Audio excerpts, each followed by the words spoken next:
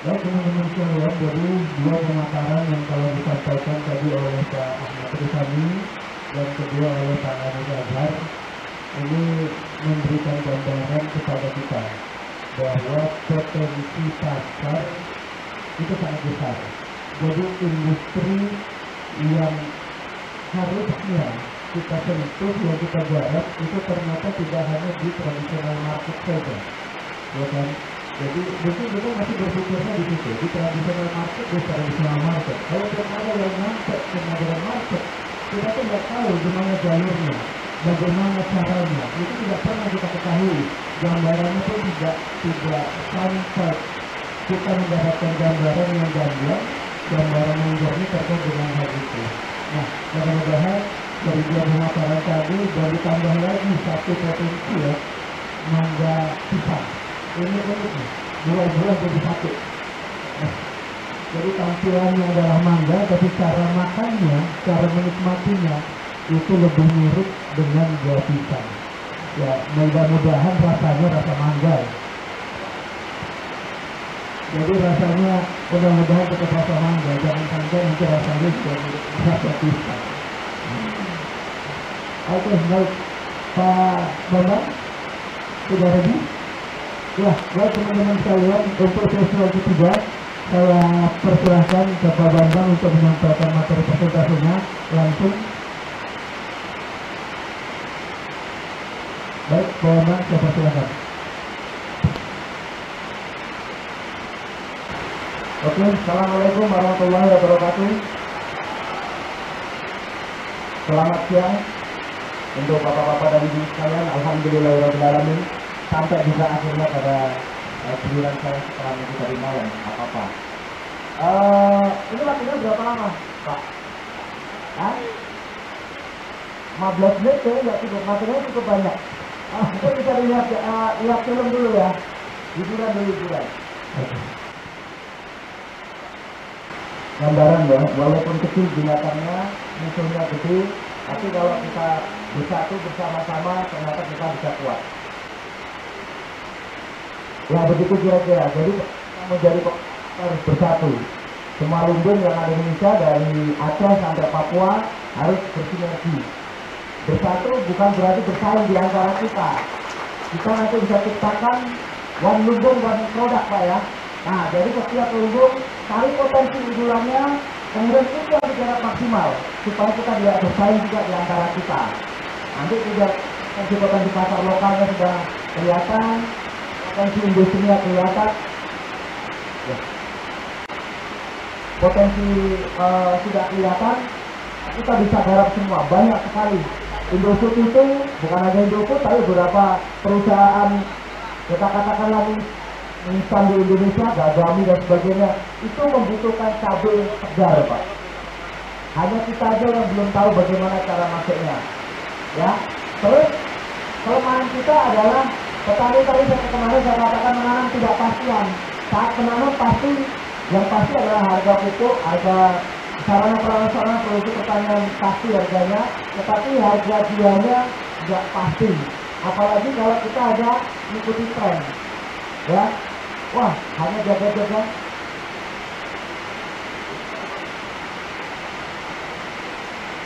Ada jaga-jaga saja, misalnya kita hanya jaga-jaga, wah ini mau lebaran nih, biasanya momen mau lebaran ini cabai harganya naik, semua petani ngejar tangan cabai. Akhirnya terjadi seperti tahun lalu, lebaran tahun lalu harga cabai nyungsep. Kenapa? Barengan semua nanamnya. Oleh karena itu kita perlu kerjasama. Karena nanam apa nih? Wah, kita kalau gitu nggak bisa nanam cabai. Karena nanam ini ya, kebutuhan ini untuk keperluan lebaran juga. Nah itu salah satu fungsinya kerjasama ya. Oke. Jadi kita akan bicarakan bagaimana sih taktik atau strategi kita memulai ekspor. Jadi harapan saya sebenarnya pasar lokal tetap teruknya paling luas. Ya. Pasar lokal, pasar ekspor, pasar modern market itu hanya kurang lebih 30% dari semua produk-produk yang Bapak Ibu sekalian hasilkan. Kecil ceruknya, tetapi ceruk yang kecil bukan berarti tidak potensial. Tapi kalau kita mengambil passion, mengambil ceruk di situ, itu juga bisa kita garap. Nah, Sekarang apa yang tergambar dalam benak Bapak Ibu sekalian tentang ekspor? Pasti yang terpikir, wah ruwet, wah susah, wah antar negara nanti kalau ditipu gimana? Bayarnya di sana, kita di sini dan sebagainya. Nah, itulah yang sebenarnya ingin saya share. Tapi kita waktunya cukup ya, ayo kita ekspres saja. Nanti kita malam sambil ngopi kita bisa diskusi lagi. Nah, ini yang tergambar di Bapak Ibu sekalian kalau dengar kata ekspor. Nah, nanti ini sebenarnya yang ingin saya sampaikan, apa itu ekspor, kenapa harus ekspor, ya kan. Kemudian kita petani atau UMKM, bagaimana supaya bisa ekspor, apakah bisa ekspor, gitu kan. Kemudian modal bagaimana, ini sebenarnya isu yang menarik ekspor. Ini saya kesesat dalam jalan yang benar. Saya ekspor setelah mengikuti jalan beliau, ternyata saya jatuh di tahun ketiga di modern market. Saat saya kondisi terpuruk sama sekali, tidak punya modal, hanya berpikir, tapi kita baru saya berusaha, atau saya harus membuat bisnis, melakukan bisnis, karena saya sudah resign dari ASN. Saya tidak punya gaji lagi, mau nggak mau saya harus berjuang. Akhirnya saya ekspor. Saya pernah ingat tahun 2012 saya belajar bagaimana memulai ekspor dan manajemen ekspor impor di Pusat Pelatihan Ekspor Indonesia, Kementerian Perdagangan. Setiap tahun kalau Bapak Ibu berminat untuk pelatihan sana, ada yang free dibiayain Kemendak, tapi ada yang berbayar. Nanti berlomba aja, saya ingin belajar lebih banyak, coba cari di websitenya PPEI, ya, adanya di Jakarta. Nah, terus bagaimana mencari produk yang tepat untuk ekspor? Apakah produk-produk kita ekspor dan sebagainya? Nanti akan kita diskusikan. Terus bagaimana cari pasar? Gimana kita cari mendatangkan buyer supaya kita bisa ketemu buyer? Ada banyak cara. Kemudian bagaimana cara mengirim dan bagaimana pembayarannya? Aman nggak? Nanti dan sebagainya. Ya. Nah, yang ada di benak kita pertama kali, yang image yang awal tadi harus kita buang. Itu susah, izinnya ribet dan sebagainya. Nggak ada, Bu. Yang kalau kita mau ekspor itu yang diperlukan cuma itu. Apa yang diperlukan? Cari produk barang yang baik, layak diekspor, yang pertama. Yang kedua, cari nggak ada cara lain. Bagaimana izin? Dipikir berikutnya, ya. Karena kalau nanti kita mikirin, oh izin banyak cara, Pak. Nanti kita bisa izin perusahaannya Bapak itu, undername namanya istilah, kalau di istilah kita. Jadi kita ekspor, tapi perusahaan beliau yang disewa. Itu yang nyewakan banyak. Ini bukan maksudnya contoh. Yang nyewakan, bukan nyewakan ya. Beberapa perusahaan yang bergerak di seperti itu ada. Dia hanya mengambil fee kalau benderanya dipakai saja. Tapi pajak tetap tertib ya, tetap harus dibayar. Nanti itu tanggung jawab pajak ada tanggungan kita. Tapi kita nggak perlu ngurus izin ini dan itu yang rumit. Tetapi nggak perlu khawatir juga. Itu era kemarin, era hari ini yang izin dulu ekspor secara izin ini nomor induk kepabeanan harus macam-macam. Sekarang cukup dengan huruf NIB. Baik perorangan maupun perusahaan, nggak perlu perusahaan. Saya ekspor pertama itu saya nggak punya perusahaan. Saya nggak punya uang, nggak punya perusahaan. Nah itu menariknya ekspor, nanti kita kupas. Nah kemudian, jadi kita harus di pemikiran kita bahwa ekspor itu tidak susah. Itu yang paling penting. Nanti, nah kenapa harus ekspor ini Bu? Ya, corona kemarin beberapa perusahaan tumbang, perusahaan besar-besar tumbang. Alhamdulillah walaupun kecil kami masih berdiri ya, karena kecil mungkin ya. Sehingga gampang berdirinya Pak. Kalau besar mungkin libur juga. Alhamdulillah, saya kena krisis ini tahun 2020 karena corona bulan Januari, Februari, Maret, April, Mei, 0 PO. Tidak sama sekali. Gaji, Februari sampai gaji, habis terima gaji, kita rumahkan semua karyawan. Padahal corona belum ada. Corona di Indonesia adalah Maret 2020 pertama di Depok. Kita udah kena duluan. Kenapa? Saya Thailand, itu daerahnya, di sana kena, nah, maka saya kena imbasnya duluan. Nah, selain itu, ini banyak bantu negara kalau kita melakukan ekspor, devisanya. Walaupun kecil, ada manfaat yang mulia di sini, ya, untuk negara. Kemudian, ya pasti kita membantu produsen dan sebagainya. Ya, kemudian ya ikut juga Rasulullah. bermuamalah ya. Nah, ini tadi, jadi kalau kita melakukan ekspor, itu yang hanya ada di pikiran kita itu adalah bagaimana kita membuat pelayanan kepada orang di luar negeri. Yang harus kita tanamkan duluan dulu, jangan bisnisnya kita tanamin, wah orang-orang, misalnya saya, kebutuhan bisnis yang saya tekuni, saya mikirin orang-orang PKI itu kalau pengen makan jengkol gimana ya? Wah, betapa susahnya. Yang kita pikirin adalah bagaimana saya menyediakan jengkol untuk mereka, sehingga mereka yang punya jengkol bisa kok, ya kan? Itu dulu, nawaitunya di situ, ya.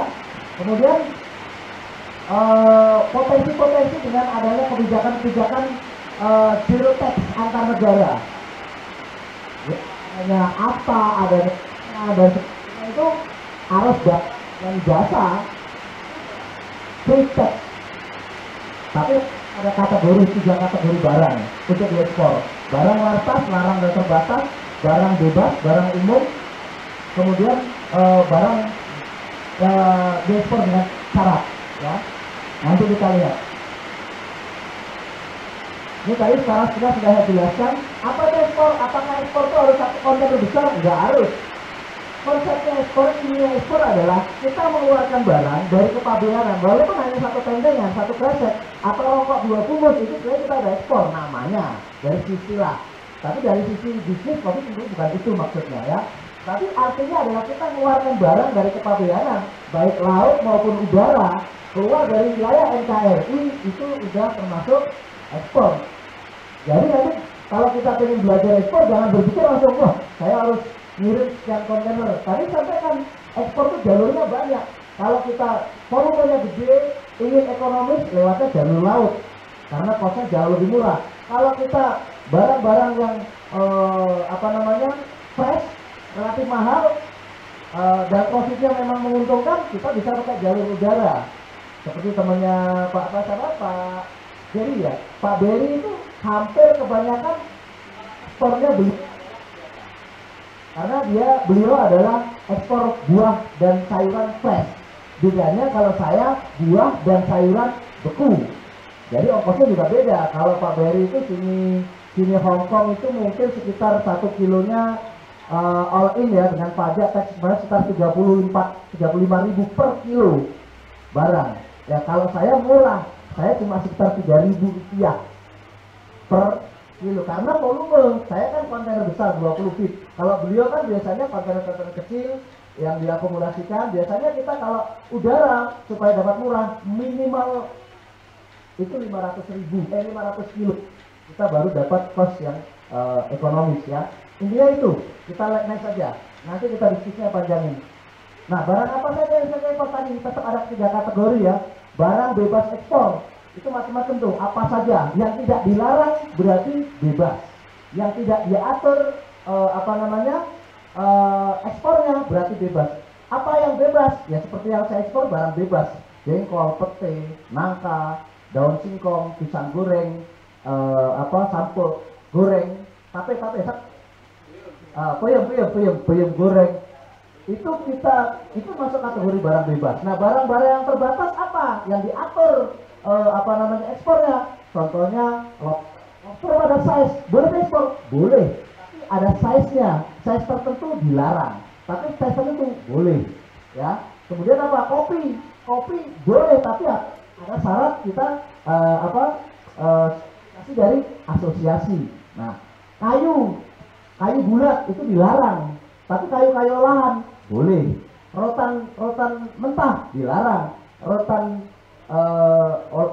olahan boleh. CPO kemarin sempat di portal. Nah, itu saya contoh, itu barang yang diatur ekspornya.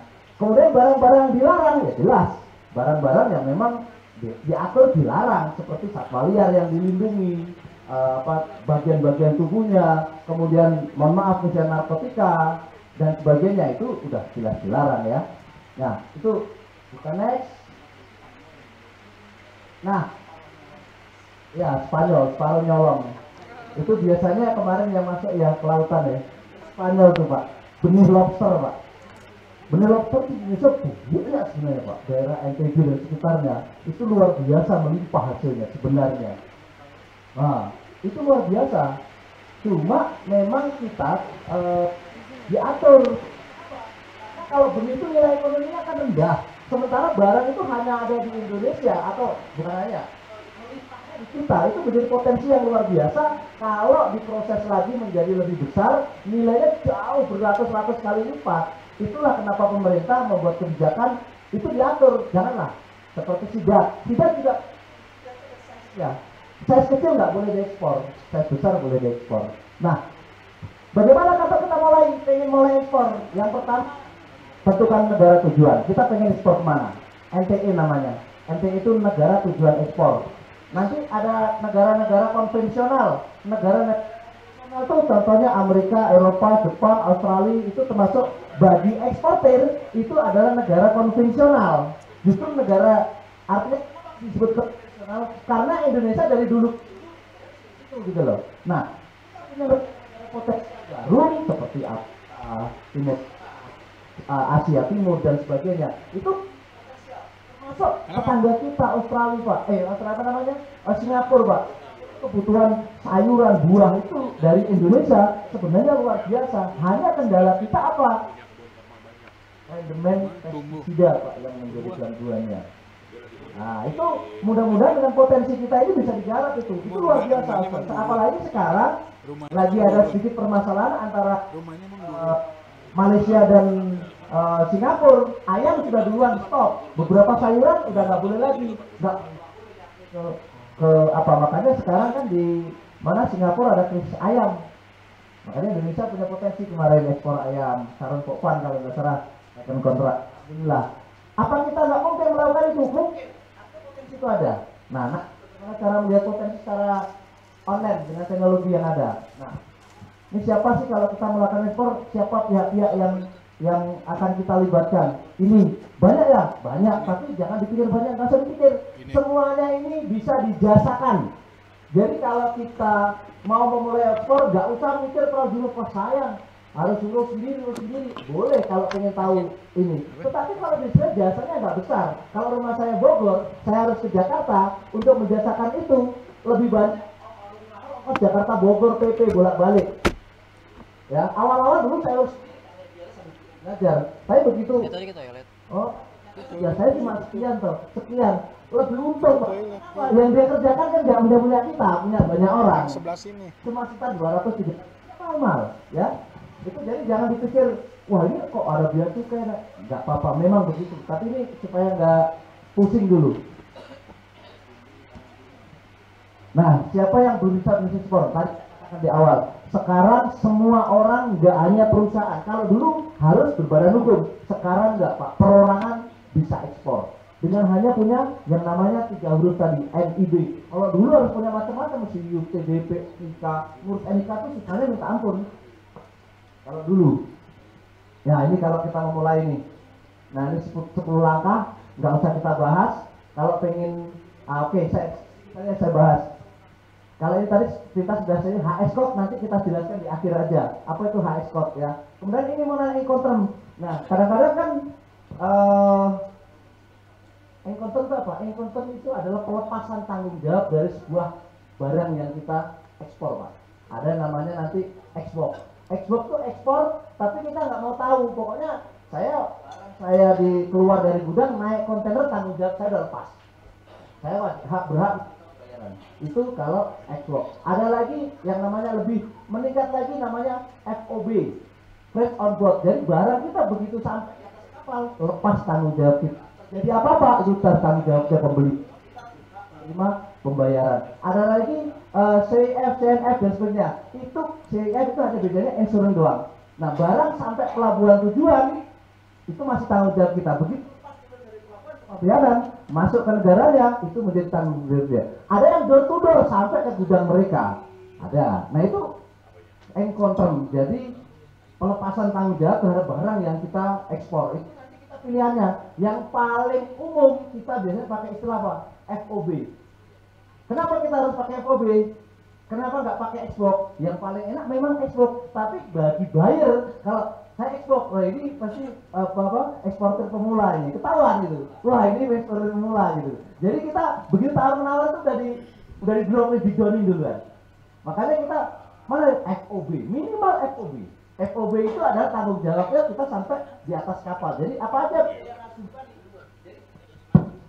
tanggung jawab itu juga terikuti dengan aspek-aspek pembiayaan yang terjadi di antaranya. Kalau kita FOB, tracking biaya dari kita, ya kan, loading dari kita, nanti di pelabuhan dan lift in lift off itu tanggung jawab dari kita, beberapa dokumen yang harus berbiaya itu adalah tanggung jawab kita, ya. Oke. Terus Pak, kemarin kok banyak ada eksporter, teman saya ekspor tapi ditipu Pak. Udah barangnya dikirim nggak dibayar. Nah itu strateginya. Incoterm itu berkaitan dengan tadi, dengan kapan saya harus menyerahkan hak dia, barang dia, dan kapan saya harus menerima hak saya. Nah itulah makanya kalau kita anggaplah paling simpel, paling umum FOB ya. Kalau kita pakai yang FOB, freight on board, barang tanggung jawab lepas di atas kapal, itu jangan sekali-sekali mengirim yang namanya bill of landing. Jadi begitu barang itu naik kapal, kita oleh perusahaan pelayaran itu dikasih tanda terima barang lah, kasarnya kayak apa ya, tiketnya kontainer kita, namanya bill of landing. Nah itu kunci dari dia ngambil barang, dia di sana nggak bisa ngambil barang kalau nggak punya bill of landing. Nah banyaknya rayuannya begini, ini modelnya orang Indonesia kan mudah dirayu Pak. Datang dia, pertama dia ekspor normal, oke, bayar seperti normal, berapa bulan kemudian dia datang, ajak kita makan-makan. Kalau perlu kita ini tiketin ke sana, tiketin ke negara tujuan supaya akrab. Orang Indonesia kan rasa sungkanya, rasa terkonsiderasinya tinggi, jadi terlena. Nah ini, waduh Pak, ini Pak, sekarang saya ada ini begini pembayaran dan sebagainya Pak. Bisa nggak Pak ya? Saya dibantu BL-nya dikirim duluan. Nah, itu kadang-kadang kita ternyata karena sudah kenal, sudah beberapa kali ekspor dan normal, justru kadang-kadang yang kena bukan eksporter pemula, tapi eksporter yang sudah beberapa kali ekspor, hanya saja dia tidak hati-hati. Jadi walaupun kita trust sama pembeli, trust sama buyer, percaya, saling kita menghormati, tetap harus keamanan itu dijaga. Gimana supaya kita tetap selalu dapat pembayaran. Nah kejadian tuh di ini Pak, tahun 2017 ke 16 saya lupa, teman kita eksportir rotan di Cirebon, ya gitu diajak ke sana, diajak makan ke sana gitu. Pak boleh nggak Pak kita BL-nya dulu Pak, ini nanti langsung ini. Nah, udah begitu BL dikirim 7 kontainer hangus Pak. Nah jadi itu yang tetap harus hati-hati. Nanti syarat kita nagih apa? Nah, nanti kita bahas juga aja model pembayarannya, macam-macam. Ini materinya panjang banget. Jadi next saja lah ya. Oke, nah ini korespondensi. Ini bentuk-bentuk surat kalau kita mau ekspor, pertama surat perkenalan, ya kan? Itu sama apa? Sama buyer. Oh saya ini Pak, kita punya produk ini. Jangan tawarkan dulu harga. Jangan tawarkan barang dulu. Kita bergerak di bidang ini. Boleh bilang diceritakan kita produksi ini boleh, hanya seperti itu aja. Nah kalau buyer tertarik dia akan membuat respon, feedback, ya kan. Nah kemudian kita boleh deh buat inquiry-nya, surat penawarannya. Akhirnya baru di fase berikutnya kita buat surat penawaran, kita bikin tulis surat, ini barang ini volumenya per karton sekian, isinya sekian pack, beratnya sekian, harganya per kartonnya sekian, barang terus kirim balik. Terjadi tawar-nawar, bisa iya bisa tidak. Nah, oke. Kalau nggak dari perawat dia nggak nawar, ada loh. Saya bayar pertama saya itu nggak ada nawar sama sekali. Orang Korea mah agak gila juga sih. Nah itu bayarnya kacang 2 kelinci juga. Nah kemudian setelah itu setelah negosiasi saya dari sinilah yang ada penawaran. Kemudian oke, boleh harga, maka mereka mengeluarkan yang namanya PO, Purchasing Order. Nah, disitulah nanti akan membuat perjanjian kontrak penjualan termasuk bentuk pembayarannya, incotermnya seperti apa, apakah FOB, apa export, kemudian bentuk pembayarannya seperti apa. Nah, itu adanya di kontrak itu. Tapi itu teorinya begini Pak. Tapi sampai saat ini beberapa buyer ya, katakan semua, terutama buyer saya yang paling besar permintaannya? Nggak ada semua nih Pak, nggak ada bikin. Itu teorinya begitu. Tapi kalau udah kita ketemu, oke, dia buat PO, ya udah. Karena apa? Nah itu tadi. Gimana caranya kita bisa ekspor tanpa modal? Caranya adalah kita yakinkan kok kita memang benar-benar dia butuhkan. Kita harus mencari produk, memilih produk yang benar-benar menarik minat pembeli. Udah, setelah itu kita jual mahal ya. Beliau kan sama seperangkat ya udah nggak saya kasih, ya sudah. Karena positioning udah ada. Saya sebenarnya secara ekonomi, secara keuangan modal nggak punya positioning, tapi setiap produk saya punya positioning. Oke, kalau begitu keluar PO 50%, nanti ternyata jangan 50% lah, 40. Kita hitung-hitung 40 bisa membeli bahan baku. Kita produksi kira-kira kok 3 minggu, 2 minggu, ya oke. Kan kadang-kadang gajinya sebulan. Ya, artinya punya dapat uang 40% dari pembelian dia. Semua model saya adalah seperti itu. Ada alasannya. Kenapa saya lakukan itu? Karena produk saya nggak laku dijual di Indonesia.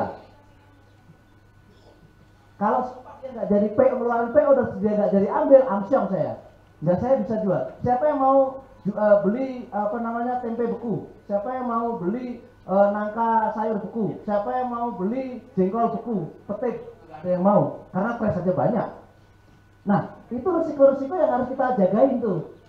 Makanya begitu dia mengeluarkan PO, saya minta 50%. Oke Pak, dulu waktu sama Korea oke, 50%. Tapi sama Taiwan ditawar 40% ya, boleh 40%. Tapi nanti setelah barang 90%, tolong kasih lagi minimal 20%. Akhirnya kita 3 term. Nah itu negosiasi aja. Dan semua itu apakah tertuang dalam kontrak? Enggak ada Pak. Nggak ada dalam. Memang kan ini, tapi artinya ini kalau ada ini lebih aman, lebih bagus. Saya bukan ngajarin jelek, tapi cara prakteknya nanti bisa tidak terjadi seperti itu gitu loh. Nah, tapi secara teoritikal semua ini prosesnya seperti ini. Oke ya? Kita lanjutkan lagi, panjang nanti. Oke, kendalanya. Nah, ini kendala bahasa. Ada takut sekarang udah bawa Google. Lagian anak-anak kita sekolah pintar-pintar bahasa Inggris. Jangan khawatir. Kendala modal. Tadi saya bisa kita siasati seperti tadi. Siasat kedua apa? Main sama beliau. Saya butuh sayuran, ada orang Singapura minta, Pak gini, Pak boleh saya nggak, sana misalnya ada gini, pokoknya ternyata nggak mau DP, saya perlu modal toh. Biasanya oke Pak, saya nggak bisa ngasih DP karena trust di antara kita, bayar pertama, jadi nggak kurang percaya kan? Dia memberikannya bentuk LC. LC itu barang harus kita kirim dulu, keluar namanya BL, baru BL itu sama packing list, invoice. Kita bawa ke bank, baru bisa nyairkan LC Pak. Jadi LC itu sebenarnya kita dibayar sudah, tapi ke bank kita bisa menyairkan dengan syarat. Nah cara pertamanya tadi, deketin beliau, Pak ini PO, ini LC saya, boleh nggak kita bersama? Caranya gimana? Ini harga sekian Pak, ya harga kita rahasiakan dong. Bapak punya harga berapa? Sekian. Pak saya naikin, nah, kita gitu, Pak saya tambahin marginnya, tapi saya minta tempo sekian. Itu strategi dagang aja. Itu strategi supaya tanpa modal tadi. Itu saya lakukan. Saya beli cold storage pertama, itu dia nawarkan 150 juta. Bangun cold storage tuh. Saya tawar, saya kan Pak, bukan dulu. Saya tawar, Pak, boleh nggak saya beli 175 juta? Bingung dia. Nah, kan 150. Iya, tapi saya bayarnya 4 kali Pak, 4 bulan. Yang pertama saya bayar 50%. Saya sampaikan, saya punya PO begini-begini, saya harus menjadikan barang begini, saya kalau 11 ke Jakarta, kos transportasi itu kita hitung semua. Kalau kita hitung lebih dari 25 juta itu. Bogor 11 kan biasanya kan di Aceh atau di Bekasi. Itu jauh, tiap hari harus 11. Berarti tiap hari harus pakai kendaraan berpendingin. Berapa kosnya? Udah kita antisipasi itu. Nah, kita hitung-hitung, kita deketi orang yang tadi, orang yang jualan itu. Itu strategi-strategi bagaimana kita menggali modal. Jadi modal saya tidak ingin itu menjadi hambatan. Bagaimana caranya? Oke, takut gagal. Kalau takut gagal, tidur aja Pak. Orang tidur aja kadang bisa gagal, nggak bisa tidur. Insomnia, gagal tidur juga kan?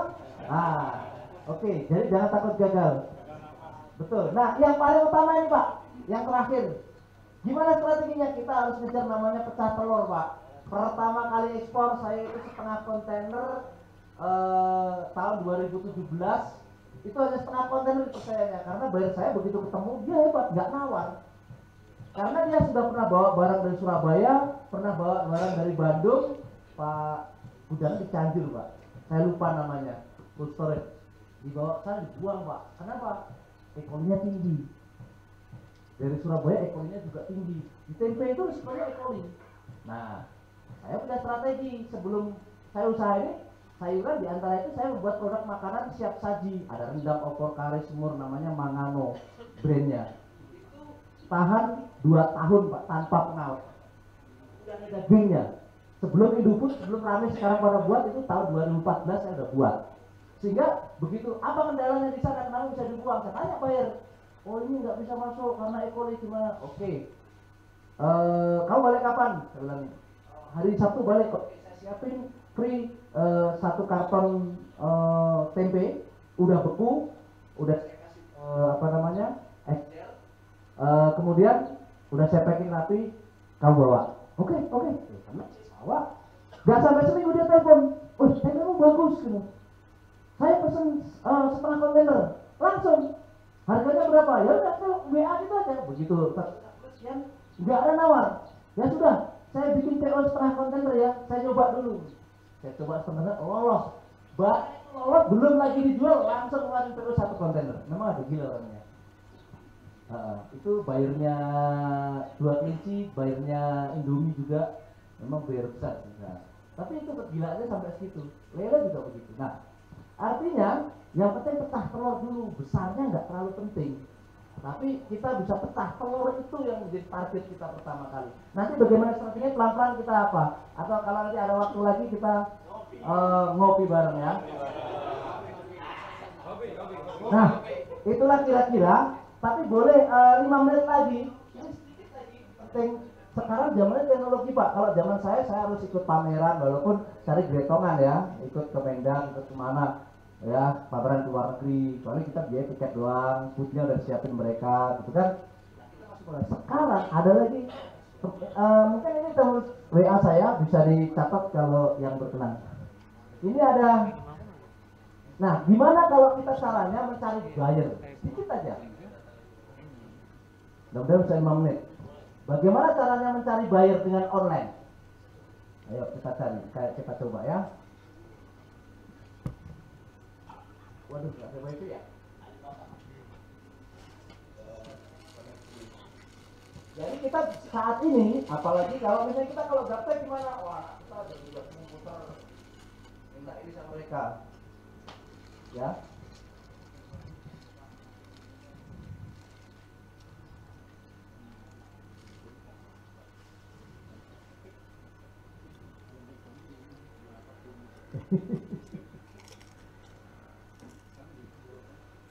Betul Pak, saya jengkol saat ini ngambil dari Sumatera. Ini yang sekarang lagi murah Lampung, Aceh udah mulai naik. Karena musim jengkol tuh bergelombang. Nah sekarang harga kemarin 17.000 per kilo Pak, Lampung di tempat. Nanti kita tinggal ongkos kirim. Oke, nah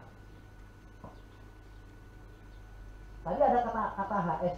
HS code itu adalah kode sebuah barang, Pak. Tapi kodenya ini sepakati internasional. Kalau kita menuliskan kode itu di negara manapun sama kodenya, ya. Nah, bagaimana cara melihatnya? Kita bisa melihat ada di websitenya Kemendak, Pak. Itu ada. Nanti kita cari aja Kemendak itu, kemudian daftar HS. Nah, kemarin misalnya kita mau ngirim apa nih barang kita, beras atau kopi misalnya. Kita HS code-nya berapa kopi. Nah ini misalnya kopi, ada macam-macam jenis barangnya. Apakah kopi instan, apa kopi bean masih dalam bentuk raw dan sebagainya. Nah ini HS code-nya, nomornya. Nah kemudian kita masuk, ini mungkin perlu dicatat supaya ini website yang namanya TrackMap. Ini banyak sekali. Ini salah satu yang paling sering saya pakai, ini TrackMap. Jadi kalau saya saya pengen melakukan survei sebuah barang, jadi produk kalian bisa dicari di sini barangnya apa. Nah kita misalnya kopi tadi kodenya kan ini HS code-nya, kita tuliskan aja di sini. Atau kalau misalnya kita tahu bahasa Inggrisnya, ya tuliskan aja. Nanti akan ada pilihan berbagai macam kopi. Kalau begitu tuliskan HS Code kopi 0901, dia bermacam-macam. Apakah yang kopi udah di roaster atau kopi masih bean dan sebagainya. Nah, anggaplah kita kopi yang sudah roaster ya. Nah, kita pilih di sini. Sudah?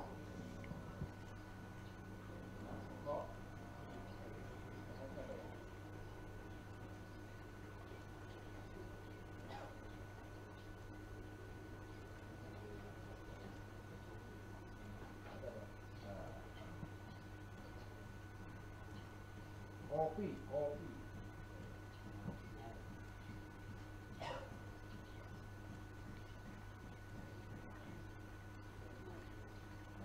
Nanti tampilan nama pertama kalau kita buat red map itu seperti ini, ya. Jadi kita mau cari apa? Negara-negara pengimpor kopi. Kita kan ekspor nih. Nah, kita pilih sini impor, Pak. Ya, negara-negara pengimpor kopi. Yang di sini produk, ya, karena yang akan kita tawarkan adalah produk. Nah, pastikan sini single dan sini country, ya. Ini. Kemudian kita pilih, misalnya kita ketik aja kopi. Enggak. Ini karena belakangnya ada ini sih. Segitulah. Nah, itu ada macam-macam. Misalnya kopi yang udah di roaster ya, atau kopi yang bean. Indonesia biasanya kalau kita kan bean ya, yang banyak kita ekspor ya. Bean.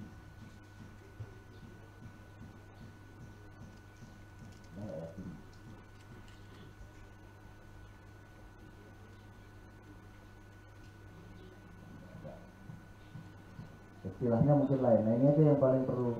Anak roaster ini berarti tanpa roaster. Ini masih ini ya. Nah, sudah kita pilih. Kemudian kita cari perusahaan yang sering mengimpor kopi dari Indonesia. Atau bukan dari Indonesia, dari mana saja ini. Ini karena tujuannya adalah pengimpor kopi di dunia. Kita cari ini. Cari aja company-nya. Kalau dulu nggak ada company, ini versi yang terbaru sebelah kanan company. Nah, ini ketemu Pak. Ini company-nya ada seperti ini. Ya, tampilannya ada negaranya nih. Tapi anggaplah seperti ini.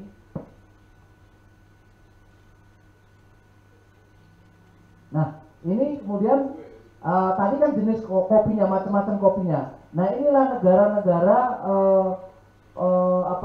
perusahaan, ini perusahaan-perusahaan di Uruguay ya, yang mengimpor kopi. Ini jumlah pegawainya. Nah, kita cari yang pegawainya paling banyak, karena itu yang berarti perusahaan itu kan bonafit kalau karyawannya banyak gitu kan. Nah, kemudian kita bisa klik di sini, misalnya kita apa nih?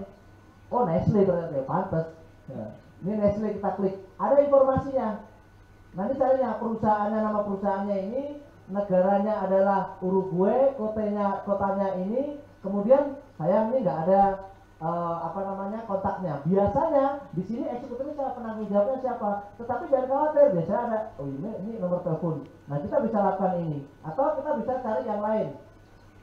Jangan yang ini. Nah, ini prinsipnya surveinya begitu. Nanti setelah ketemu,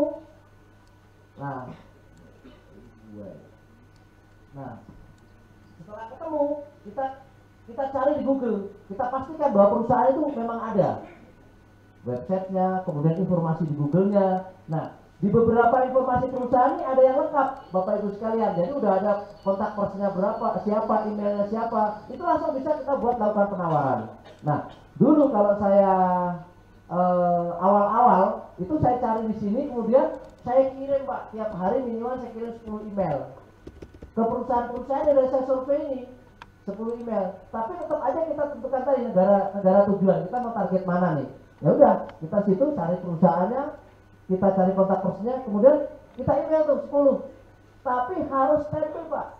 Buyer, begitu kita membuat itu kita buat apa? Yang surat pertama tadi surat perkenalan doang. Nggak ada cerita harga, nggak ada cerita nawarin apa-apa. Hanya perkenalan, oh saya PT ini, atau mungkin saya direktur di PT ini, kita produksi begini-begini, barang saya adalah ini, saya di sini dan sebagainya.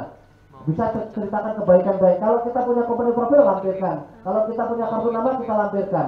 Nah, tapi begitu ada jawaban, ingat, negara tujuan kita harus kita pelajarin tuh. Negara tujuan itu waktunya sama nggak dengan kita? Kalau misalnya Eropa, berarti kita harus malam bangun, Pak. Begitu dia lewat hari, nggak di follow up, itu nggak akan trust lagi bayar. Dianggap spam kita. Jadi itu tiap hari gitu, kerjanya cuma di depan laptop, cuma itu aja. Ya daripada kita harus pergi di sana, terbang ke sana, harus pameran dan sebagainya, bukan murah biayanya. Itu kita lakukan tiap hari 10. Kalau ternyata 10 nggak ada yang jawab tuh, besok naikkan 10 lagi ke yang berbeda, bukan kepada dia. Kalau 1 bulan itu tadi jawab, saya balik lagi. Orang yang pertama kirim tadi, saya tawarin lagi. Sampai minimal saya ada beberapa feedback. Itu saya baru yang feedback doang saya follow up tiap hari. Saya ajak ngobrol dan sebagainya. Ya, kira-kira gitu. Ini salah satu contoh aja ya website. Nanti bagaimana strategi kita menekan negara tujuan tadi? Kan ada negara tujuan. Negara tujuan kita cari nanti di CIA Go.id. Ini website ini diupdate setiap 2 minggu sekali. Jadi sangat akurat. Kemudian Redmap, kemudian CIA itu juga hampir tiap bulan dia diupdate. Jadi kita mencari negara, informasi negara seluruh dunia itu ada di CIA Go.id punya pemerintah Amerika lah intinya. Di situ mau cari negara mana, pendapatan per kapitanya berapa, untuk pendapatan per kapita yang dipergunakan untuk belanja, makan, konsumsi berapa, yang untuk ini negara ini bermasalah juga dengan perang dan sebagainya. Informasinya lengkap sekali. Nah kita kalau misalnya negara baru yang tidak kita kenal, kita cari di website CIA tersebut. Saya pikir itu ya, terima kasih sebagai perkenalan. Ini soalnya memang harusnya disampaikannya 3 hari Pak. Saya akhiri, Assalamualaikum warahmatullahi wabarakatuh. Baik, nanti akan kita closing. Panitia mohon dicatat. Baik Bapak Ibu sekalian, untuk sesi selanjutnya kita nanti akan lanjutkan dengan tanya jawab ya. Waktu kita tidak cukup banyak, kurang lebih setengah jam. Karena jam 5.15 kurang lebih akan masuk waktu asar. Nanti akan kita cukupkan karena dari panitia juga ada kode bahwa akan ada agenda selanjutnya pada asar. Ya, ini menarik nih. Ini agenda selanjutnya adalah lomba kualitas JST. Nah, Pak Pepen tadi saya diskusi sebelum zuhur, penasaran JST itu apa gitu, ya kan? Jadi teman-teman ini adalah saudara-saudara kita yang sudah, saya yakin sudah berulang kali. Jadi membuat JST, memproduksi JST itu bukan baru sekali 2 kali, tapi sudah berulang kali. Dan yang diproduksi juga bukan 1 drum, 2 drum, bahkan mungkin sudah ratusan drum, ya. Dan bukan hanya JST-nya Pak, tetapi turunannya juga, yang 63 turunan. Jadi turunan JST itu ada 63 sampai saat ini. Mungkin sudah bertambah barangkali ya, gitu kan. Dari hasil penelitian Sawal itu pun juga sudah diproduksi, baik untuk tanaman, hewan maupun untuk manusia. Gitu. Jadi untuk mengeksplor potensi kita di komunitas Lumbung Bumi ini, insya Allah nanti juga butuh 3 hari 3 malam sesuai pelatihannya Pak Bambang. Bapak Ibu sekalian, kita sambung dengan sesi tanya jawab. Untuk sesi pertama saya buka untuk 3 pertanyaan. Saya memohon nanti menyebutkan nama, asal lumbung pertanyaannya, dan ditujukan kepada pembicara kita yang mana, Pak Anies, Pak Pepen, atau Pak Bambang. Baik, saya persilakan, silakan angkat tangan, saya akan tunjuk. Ya, yang di depan, di belakangnya, yang kedua. Yang di depan lagi, yang ketiga, ibu-ibu ada?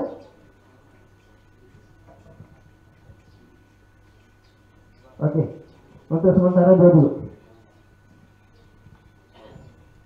Baik, terima kasih. Silakan Pak.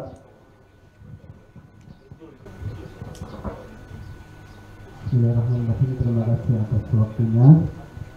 Assalamualaikum warahmatullahi wabarakatuh. Perkenalkan Bapak Ibu Saudara nih, dulur-dulur semua. Saya dari Oknum kan apa tadi? Personal dari Lumbung Bumi Lamongan. Yang menjadi motor Pak ya, penggerak dari lumbung bumi Lamongan menjadi membuat CST dan turunannya itu ya kita ini ya, termasuk Cak Aban, Pak Mudi dan itu. Nah, terkait dengan pembicaraan yang panjenengan sampaikan tadi untuk Pak Bambang terutama, karena Pak Anies sengaja saya tidak bertanya ke Pak Anies karena Pak Anies tiap hari kita jumpa ya. Terkait dengan tadi yang saya tertarik itu adalah spesifikasi atau khususon ya, khususon produk yang dimiliki oleh masing-masing lumbung. Terutama misalnya di Lamongan, di kami itu spesialnya adalah tanaman pangan, terutama beras, mentik, susu. Walaupun sekarang kami di pengembangan ternak kambing dan domba, ya. Nah, sesuai dengan yang disampaikan Pak Bambang tadi, memang saya sangat setuju dan sinergitas itu memang perlu.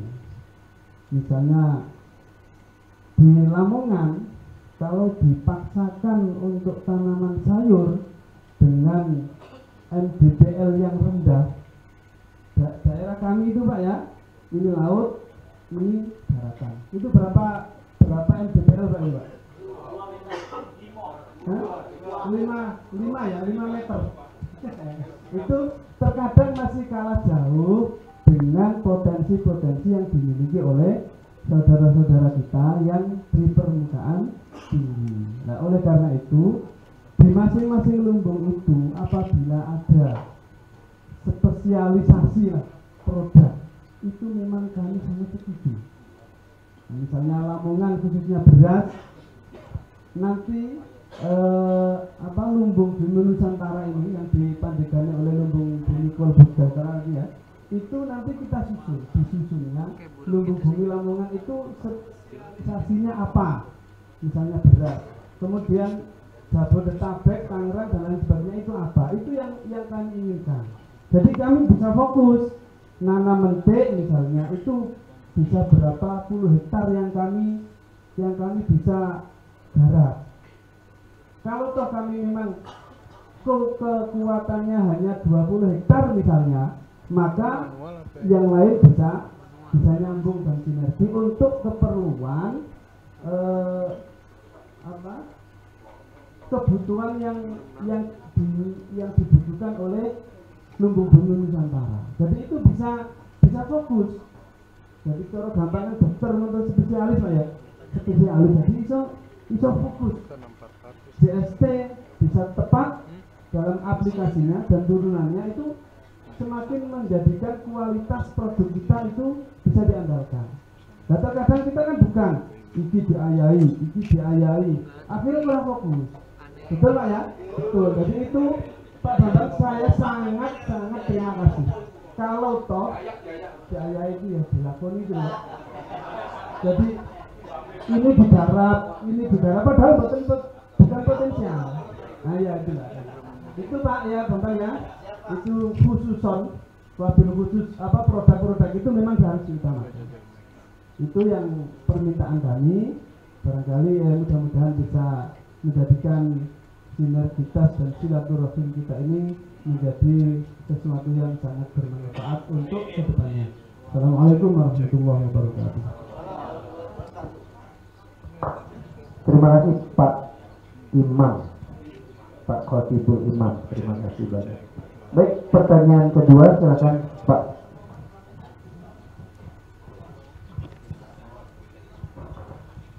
Terima kasih. Assalamualaikum warahmatullahi wabarakatuh.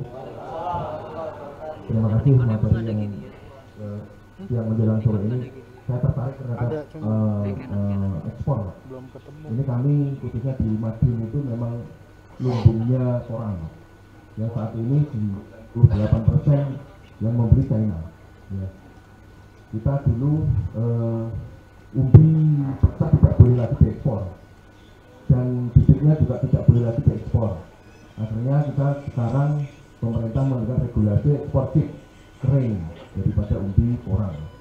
Ya, chip kering itu grade-nya ada banyak. Jadi untuk grade food sama grade untuk industri. Kalau grade untuk industri itu biasanya bebas dari sumber matahari dan lain sebagainya. Kalau food grade dari open khusus yang dari gas. Maka dari itu kami ingin menyalip di tikungan Pak. Mohon petunjuk ini kami Kinerja Lubung Madiun. Selama ini yang beli orang Cina, yang ekspor orang Cina, yang cari barang ke daerah-daerah juga orang Cina. Bukan orang Indonesia Pak. Bahasa Indonesia jelas garuh. Jangan cincong kok. Makanya dari itu kami tak petunjuk Pak. Ini pertemuan yang sangat berharga bagi kami khususnya Madiun, bahwa saya kebetulan diamanai untuk kelola hutan di seluruh Kabupaten Madiun, membawa banyak para petani sekitar 36.000 yang mayoritasnya adalah porang. Porang ini sangat luar biasa permintaannya, bahkan sudah mewabah ke seluruh Nusantara, bahkan di ASEAN itu sudah banyak. Maka dari itu karena kemarin itu ekspor pada 3 tahun yang lalu ekspor besar-besaran kata untuk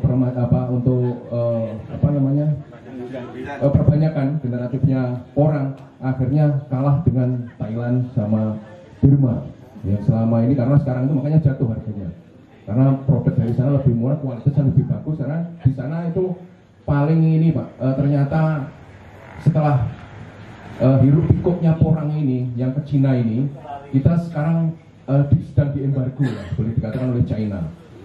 Sekarang ada registrasi lahan ya, sebelum barang itu masuk ke Cina.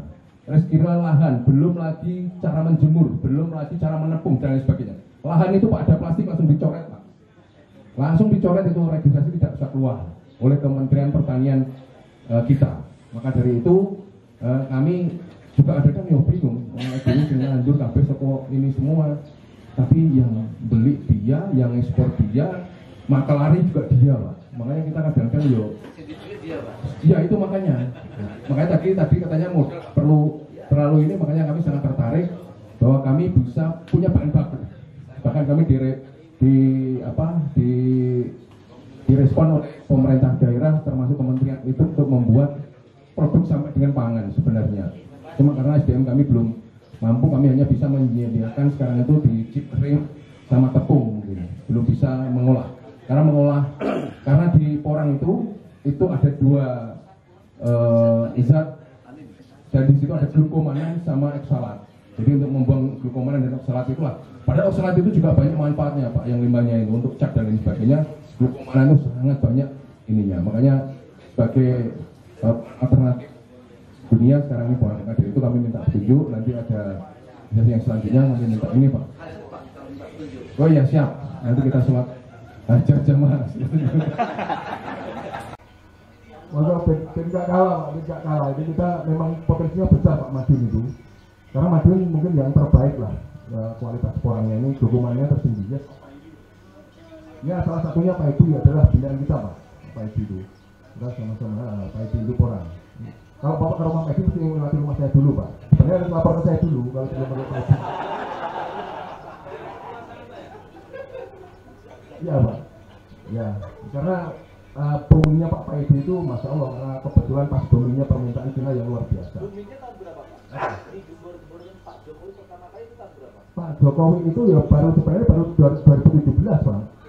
Nah, itu mulai booming kapan? tahun 94 mulai sudah.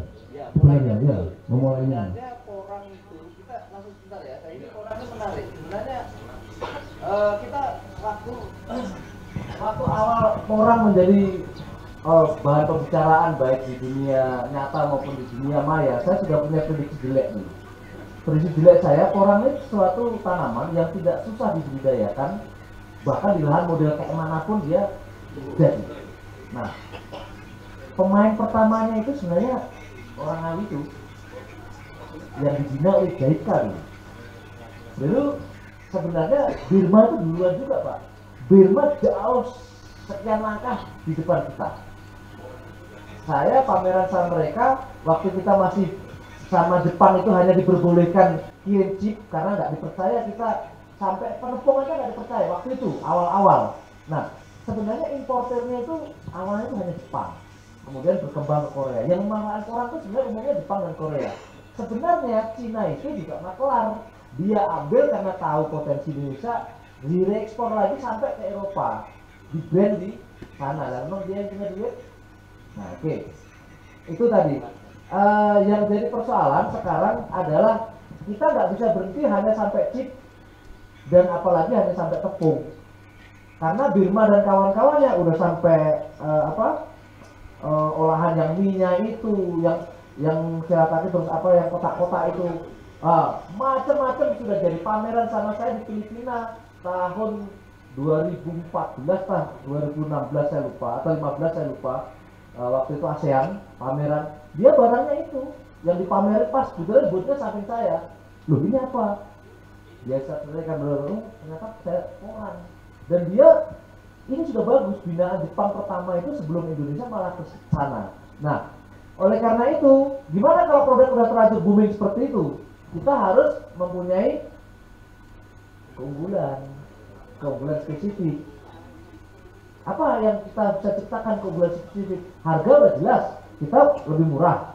Nah, gimana? Nah, cuma persoalannya gini, yang repotnya begini sekarang. Tengkulak Jepang, Cina yang udah dimodalin itu bukan hanya bosnya yang orang Cina, sampai itu kan nyarinya pun orang Cina, Pak, karena dia udah tahu bahwa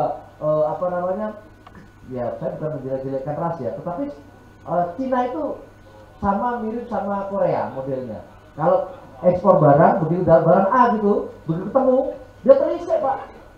Ditelisik sampai ke ekor-ekor, ternyata murah, gitu. Beda sama Taiwan. Taiwan itu mau membina mitra.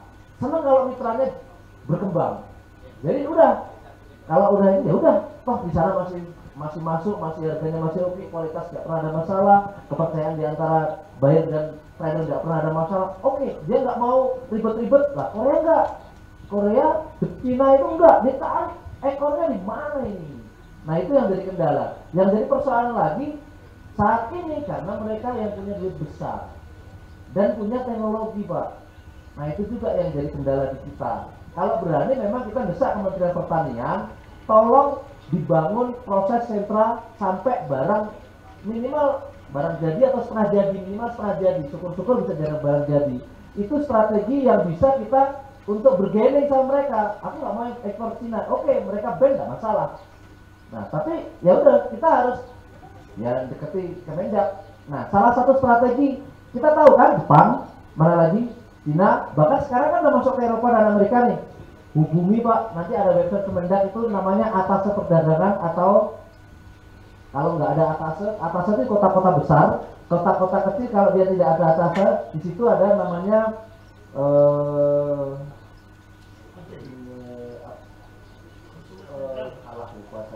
ITPC, Indonesia Trade Promotion Center. Nah, dia bikin kota-kota yang agak kecil, dia punya itu, tawarkan ke situ, masukin aja. Itu kan orang Indonesia, Pak.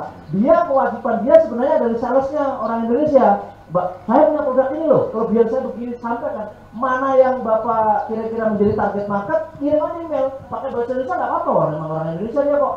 Nah, itu yang Bapak lakukan. Terus desak ke perindustrian dan pertanian. Tolong dong, saya difasilitasi alat processing supaya saya punya nilai kompetitif. Itu yang dilakukan, itu yang bisa dilakukan, Pak. Nah, kalau enggak itu kita lakukan, itu kayaknya berat ya. Berat, apalagi sekarang nih ya hukum pasar tadi, demand and supply. Sekarang kan supply-nya luar biasa ini koran. Demandnya ya tinggal ke Cina, makanya Cina jual mahal. Kan gitu. Tapi kenapa kita nggak direct? Nanti kita browsing dari trade map itu bisa kelihatan. Kita cari nanti porang itu Cina ekspor nggak? Kalau Cina ekspor berarti dia ekspor atau bentuknya tidak porangnya, tapi bahan turunannya porang. Apa nih? Nah dia ekspor kemana? Itu bisa di bypass, Pak. Bisa di trade map itu bisa terisi. Nanti kita lihat produknya, negara mana yang mengekspor kita kelihatan, atau negara mana yang mengekspor bisa kelihatan. Kita akan tulis negara pengekspor paling tinggi dari paling atas sampai ke bawah, negara pengimpor paling tinggi dari atas sampai bawah. Itu bisa dites, Pak. Itu makanya celakanya Pak, Indonesia itu ketergantungan sama Cina terkait dengan porang luar biasa takutnya, Pak. Ya karena memang saat ini pembeli yang terbesar adalah Cina, karena Cina diproses lagi kemudian ekspor, nggak ada hubungannya sama kolang kaling. Ada yang pernah kolang kaling nggak? Kolang kaling di Indonesia itu dikirim gede-gedean raw Pak, mentah ke Filipina.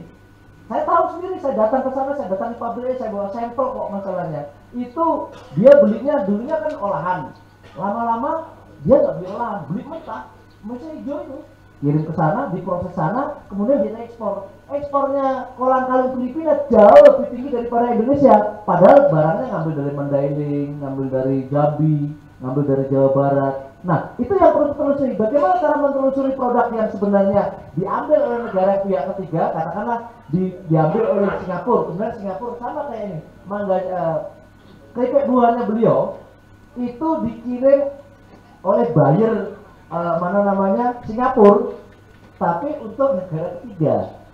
Tapi maksudnya Singapura karena memang pembelinya dia, tapi ngirimnya ke Cina, ke Korea. Tahu saya, tahu apanya. Nah, betul. Nah, makanya produk begini Pak, cara bypassnya gitu Pak.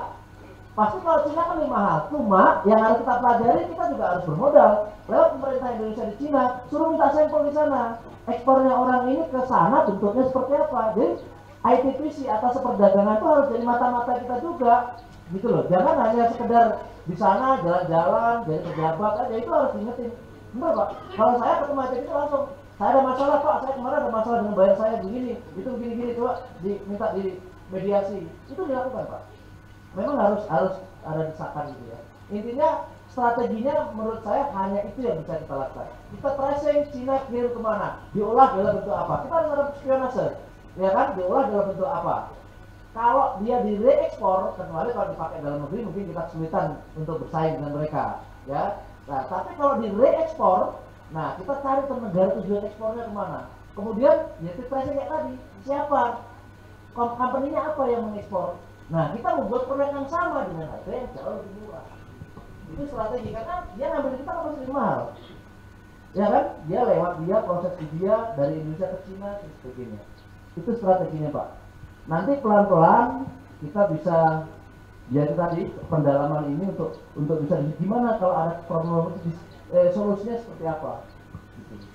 Ya, makanya itu Pak, melalui forum ini tadi saya juga berkoordinasi dengan Pak Samsul, Bapak Itu Koperasi itu bisa menjembatani kami Pak, nanti bisa lumbung bumi Nusantara itu melalui koperasi ini kita bisa siapkan barang Pak, dari sampai ke bahan baku sampai tepung lah, mungkin sampai tepung yang 90% insya Allah kita bisa, yang glukomananya ya, itu mungkin bisa. Tapi kalau sampai olahan memang belum, karena itu butuh teknologi tinggi dan biaya yang sangat besar. Tapi kalau Cina chip ya impornya, kita impor ekspornya chip. Iya, mereka impor dari kita chip ya. Iya, sama sekarang sudah boleh pakai ini Pak. Dulu nggak boleh tepung, sekarang boleh tepung. Oke. Sekarang sudah boleh tepung.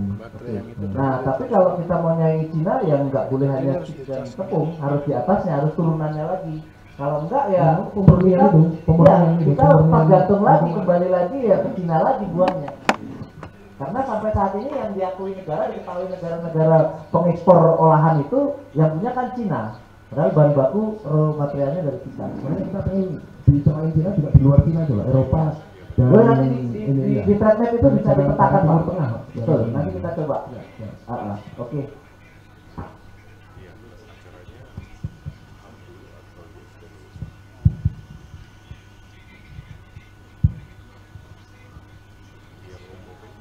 Kalau mungkin langsung disambung dari satu lagi terkait dengan mention dari teman-teman di Lumbung Lamongan.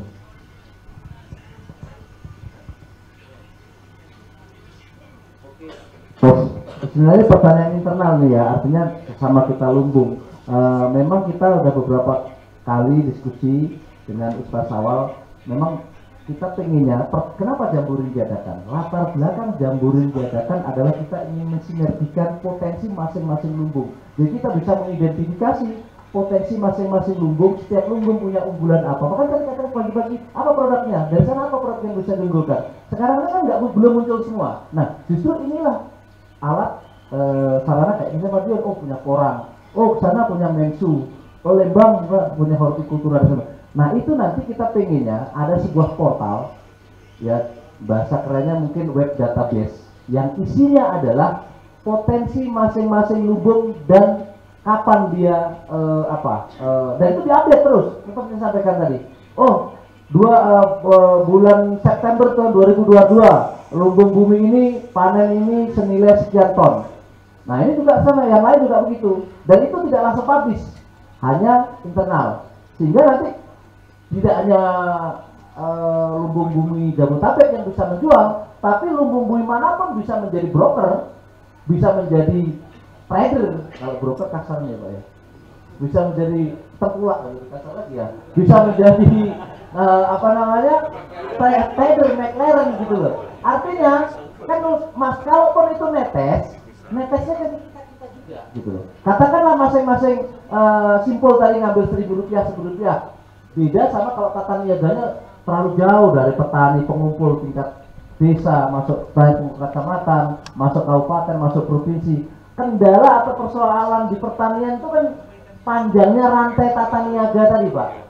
Kalau bahasa halusnya itu tata niaga, pertengkulaan kalau bahasa kasarnya. Kalau sekarang bahasa kerennya supply chain Pak, padahal podo wae. Nah, jadi itulah yang kita harapkan. Nanti kita semua bisa punya informasi itu, semua lumbung bisa membuka. Nah itu belum diakses publik, baru nanti kita membuat website khusus yang untuk model Tokopedia-nya. Nah hasil dari situ kita filter, kita masukkan ke dengan web yang terpisah. Kalau ini tadi masing-masing lumbung kalau mau membuka harus ngisi username dan password, tapi kalau yang public website tadi dengan nama yang berbeda tadi nggak usah. Dia bisa melihat kayak pasar, kayak Bukalapak lah, kayak Tokopedia, kayak apapun lah sekarang yang ngetrend. Intinya yang dijual di situ adalah potensi masing-masing lumbung. Nah itu mekanisme seperti apa? Itu kita lagi, tadi beliau juga udah sama-sama kita garap. Makanya kemarin di grup kita, grup kecil, gimana kalau kita ada yang Ustadz Sawal mengusulkan hub dan sebagainya. Nah itu nanti mekanismenya seperti apa. Nah itulah nanti harapannya dengan pertemuan ini semua bisa bersinergi Pak.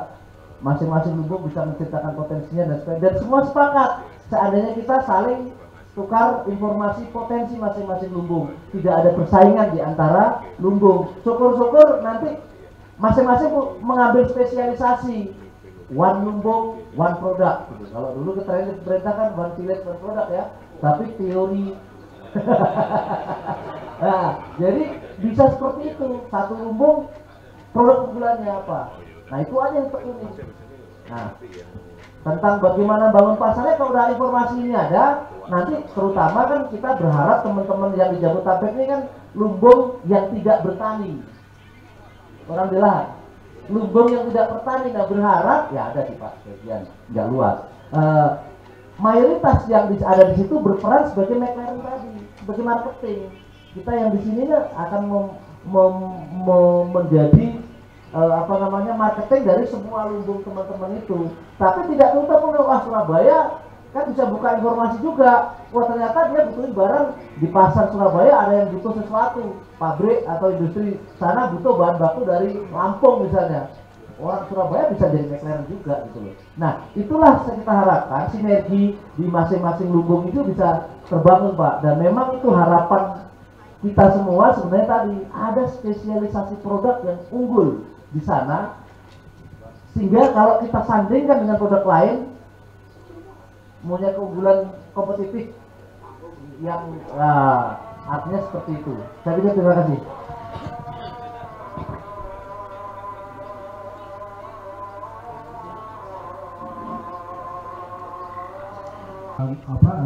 Teman-teman dari Lamongan, saya pernah menginisiasi petani di Indramayu koperasi itu dengan food station Pak. Food station itu BUMD dari DKI yang dia mengemas dan memasarkan di DKI. Mereknya food station, Bapak bisa lihat dari sana. Karena salah satu indikasi ketahanan pangan di DKI itu adalah bukan medium, beras medium, tapi adalah beras premium, ya. Jadi mungkin nanti Mentik Wangi masuknya adalah beras spesialis, bukan beras. Dan mentik susu itu bukan hal khusus, itu harganya boleh dari HET yang ada.